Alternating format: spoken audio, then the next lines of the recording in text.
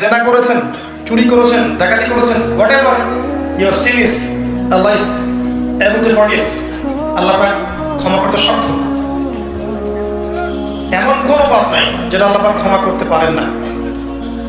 আপনি পাপের জন্য তওবা করবেন, সুন্দর করে ওযু করবেন, ওযু করে 2 রাকাত সালাত পড়বেন, সালাত পড়ে সিজদায় আল্লাহর কাছে দোয়া করবেন, ক্ষমা চাইবেন, এরপর হাত তুলে আল্লাহর কাছে দোয়া করবেন, পাপের কথা উল্লেখ করে আল্লাহকে বলবেন, আল্লাহ আমি পাপ করেছিলাম, নিজের অজান্তে জেনে করেছি মানে জেনে করেছি, আল্লাহ তুমি আমার এই পাপকে ক্ষমা করে দাও। এবং জীবনে কখনো এই পাপ করবেন না, মরবে আল্লাহর কাছে অঙ্গীকার করবেন। আল্লাহ শুধু পাপ ক্ষমাই করবেন না, ইনশাআল্লাহ আপনার গুনাহগুলোকে নেকি দিয়ে পরিবর্তন করতে পারবেন ইনশাআল্লাহ। তবে যদি আপনার পাপটা অন্য কোনো মানুষের সাথে জড়িত হয়ে থাকে, যেমন কারো টাকা নিয়েছেন ফেরত দেননি, বা সম্পত্তি আত্মসাৎ করেছেন ফেরত দেননি, কাউকে গালি দিয়েছেন, বা কারো মানিজ্য হানি করেছেন, অপবাদ দিয়েছেন, এগুলো তার কাছে গিয়ে ক্ষমা চাইতে হবে। আল্লাহর কাছে ক্ষমা চাওয়ার পরে তার কাছে গিয়ে বলতে হবে, ভাই আমি অমুক দিন আপনার নামে খারাপ কথা বলেছি, বা আপনার ব্যাপারে মানুষকে খারাপ কথা বলেছি, বা আপনার অপবাদ দিয়েছি, আপনার টাকা চুরি করেছি, আমি আপনি ফেরত দিতে পারি নাই ইত্যাদি, আপনি আমাকে আল্লাহর কাছে মাফ করে দেন। তার কাছ থেকে ক্ষমা নিতে হবে, এটা মানুষের সাথে জড়িত হক। একজন প্রশ্ন করেছেন যে আপনি একটি লেকচারে বলেছিলেন যে তাকদীরের কিছু জিনিস ঝুলন্ত আছে, সেগুলো কি কি, এবং বিয়ের সাথে তাকদীরের সম্পর্ক কি রকম? বোনদের প্রশ্নগুলো এত ক্রিটিক্যাল হয় কেন? জি, তাকদীরের কিছু বিষয় আছে যেগুলো কনস্ট্যান্ট, ফিক্স, এগুলোর কোনো পরিবর্তন নেই। জন্ম, মৃত্যু, আপনার বিবাহ, আপনার হায়াত, রিজিক, এগুলো ফিক্স। কিছু বিষয় আছে যেগুলো দোয়া দিয়ে পরিবর্তন হতে পারে।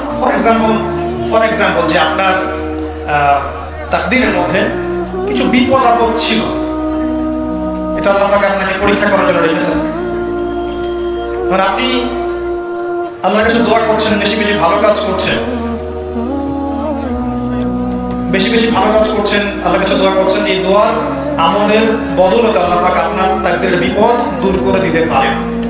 ঠিক আছে, ভালো কাজ, নেক কাজ, বেশি বেশি নেক আমল, আপনার আত্মীয়তার সম্পর্ক বজায় রাখা, পিতা মাতার খেদমত করা, পিতা না থাকলে মায়ের খেদমত করা, মা না থাকলে খালার খেদমত করা, এরপরে আপনার বেশি বেশি দান সাদাকা করা, ঠিক আছে, মানব সেবামূলক কাজ করা, অন্য মুসলিম ভাইয়ের বিপদে তার পাশে দাঁড়ানো, অন্য মুসলিম ভাইয়ের দোষটি গোপন রাখা, অন্য মুসলিম ভাইয়ের প্রয়োজন পূরণ করা, রমজান মাসে সওম রাখা, ঠিক আছে, এরকম অনেকগুলো কাজ আছে যেগুলো করার মধ্য দিয়ে আপনার তাকদীরকে আপনি সুন্দর করার প্রয়াস পেতে পারেন। এই সুযোগটা আছে। বেশি বেশি এই কাজগুলো যারা করবে, ইনশাআল্লাহ তার তাকদীরের মধ্যে ভালো হবে, বিপদ আপদ কমে যাবে, তার রিজিকে বারাকা হবে, হায়াতে বরকত হবে, এটা সম্ভব। এগুলো ঝুলন্ত আছে। আল্লাহ রাব্বুল আলামিন বলেছেন, কুল ইয়া ইবাদিয়াল্লাযীনা সাফু আলা আনফুসিহিম লা তাকনাতু মির রাহমাতিল্লাহ। হে আমার বান্দারা, যারা নিজেদের নফসের প্রতি জুলুম করেছো, তারা হতাশ হয়ো না, আমার রহমত থেকে নিরাশ হয়ো না। এমন কোনো পাপ নেই যে পাপটা আল্লাহ পাক তওবা